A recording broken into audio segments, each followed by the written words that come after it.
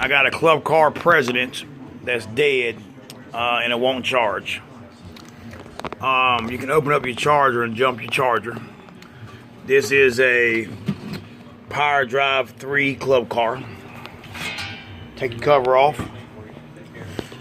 Inside your charger, you'll have you got your diodes, then you got your relay here. This is your relay, which requires so much voltage before it opens up, or closes and kicks it on. The two wires going to your relay is a black wire with blue leads. Unplug the two, these right here. Unplug the two that go into the relay. Unplug them and take you a paper clip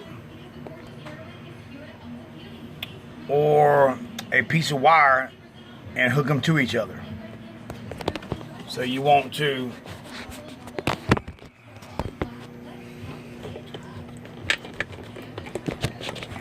unplug them,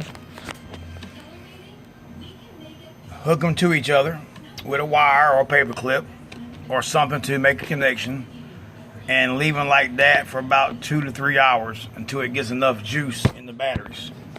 And once it does that, unhook it and hook them back up how it goes.